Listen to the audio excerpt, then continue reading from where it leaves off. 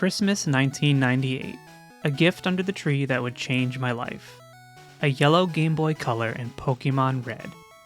I have various fragmented memories of raising a Charmander into a Charizard, ignoring the 5 other Pokémon on my team except the unfortunate soul loaded with HMs, and brute forcing the Elite Four, hoping that I didn't run out of flamethrowers or fire blasts before the end.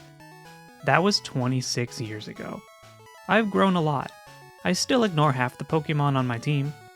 I unfortunately don't know where that yellow Game Boy is anymore. Maybe I gave it away to a younger cousin a long time ago. As you know with my other videos, I started this huge game preservation project, which helped me find a ton of old handhelds. So I started using them again, first to make sure they still work, but then because I started having fun sitting in bed every night before going to sleep, and putting in 30 minutes to a game I haven't played since I was in grade school. I started with the Game Boy Advance, which is missing its back battery cover, so I have this funky belt clip cover that I'd like to walk around with one day and see who notices. The amount of hours I put into this thing on games like Pokémon Ruby, Fire Emblem, and Golden Sun are too many to count, and the first thing I remembered was how the heck did we play this without a backlight. I know that the Game Boy Advance SP was the first to have one, but if you didn't have any of the peripherals for this, or a random booklight, it was so hard to play anytime it wasn't bright out. That made sneaking this at night to play after bedtime without getting caught impossible. Even with a light, the type of display used in the Game Boy Advance just made it hard to see when it was darker out. The Game Boy Advance SP was probably one of my favorite Nintendo handhelds. It finally had a backlight that you could toggle on and off. It folded compact so you could take it around, and in general was just a better version of the Game Boy Advance. And that backlight, I cannot give it enough props. Once in 7th grade, I used the light on this thing to handwrite a history report under my bed at 4 in the morning, and somehow got full marks.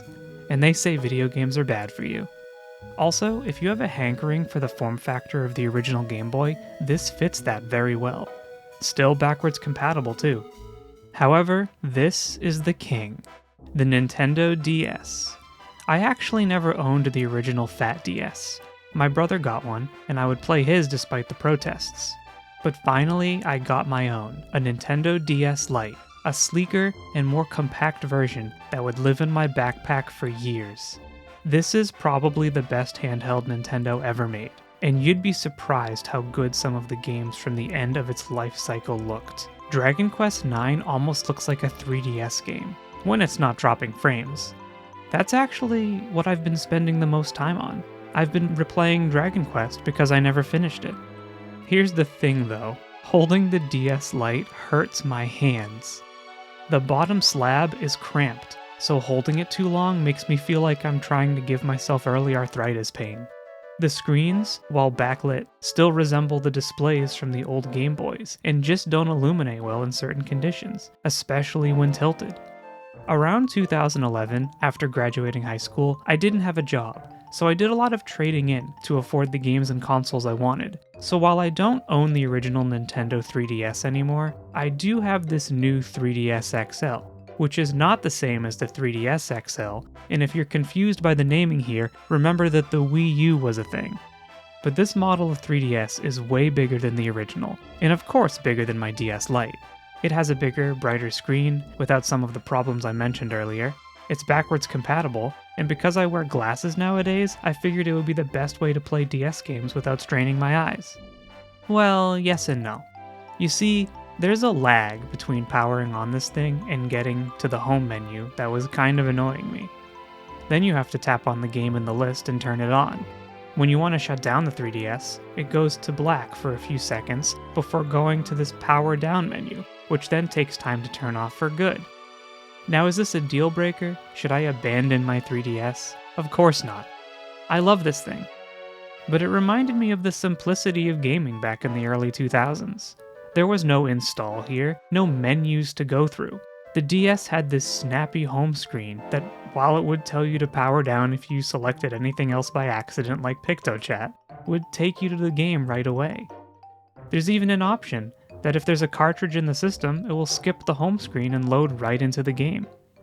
If there's a lesson to take away here, I don't know what it is, but I think we don't give enough credit to the consoles of yesterday. The ones we remember fondly but haven't touched since we got older and started having to pay taxes.